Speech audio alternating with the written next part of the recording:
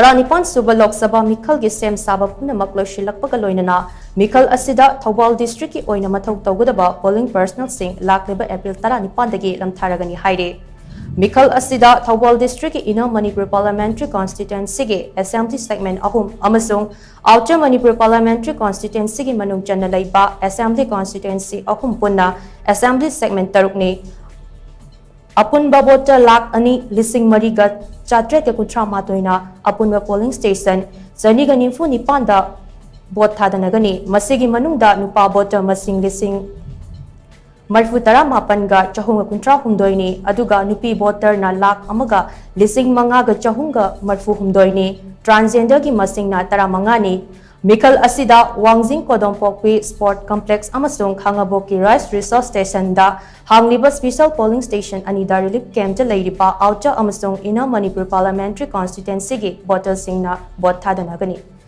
Meekhal asigi matangda ngarang paumisingga unabada District Election Officer THOUBAL amasung Deputy Commissioner THOUBAL Ahanthem Subas na hai District asigi oina Meekhal da mathau tawgadaba polling personnel singi Pifam Thokpa Mathau Tawbagi Sanfam Punamak Mari Lainaba Ayawa Singda Sinakre Meekhal ASIDA Presiding Officer Amana Punna Lupali Sing Ani Shubna Yankai Fangani Masigi Manungda Numit Nini ki polling duty gi lupa Chahum Yankai Numit Humni gi training Tawbagi lupa Chahum Yankai Numit Nini gi lupa Chama Yankai gi lunch spec Sanfam Yauri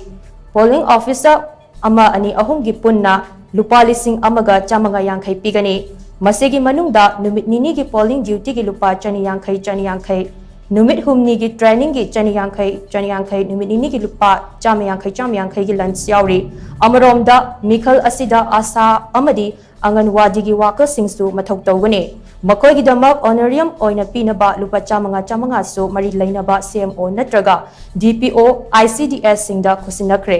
kanagumba polling personnel natraga Meekhal ga mari lainaba singna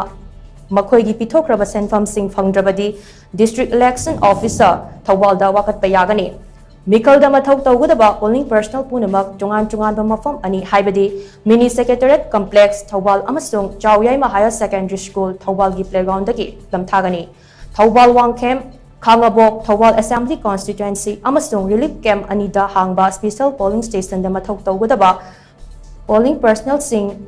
Mini Secretariat Complex dagi lamthagani aduga Lilong Hairok amasung Wangjing Tentagi oina mathau tawgadaba polling personnel singna Chawyai Higher Secondary School gi playground dagi lamthagani Meekhal ASIDA THOUBAL District ki polling station taruk ki manungda THOUBAL Assembly Constituency da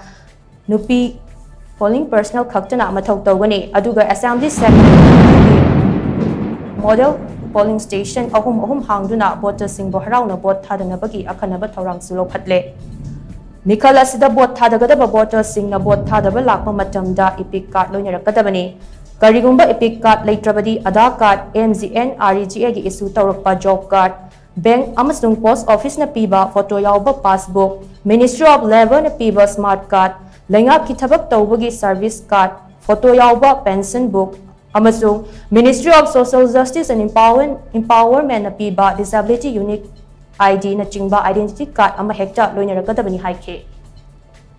THOUBAL Assembly Constituency si ekoi nupi ngakana ekoi polling personnel oiraga ekoi vote pangthok sagani ekoi gi THOUBAL da leriba AC ahum AC taruk sida ekoi gi AC polling station ahum di ekoi na model polling station aina semgat charaga ekoi tongan ba makhan gi ekoi facility mayam pizagani ekoi gi vote numit sida vote thadaba laiba mioi singi nungaina bagi damakta ekoina queue management gi damakta ekoina tongan ba mioi ahum ama hapchare aduga loinana asa amasung anganwadi magi mafam dra tariba asa amasung anganwadi workers singsu ekoina sinagani makoi gi damakta chief electoral officer THOUBAL na thadorakpa asa amasung anganwadi gi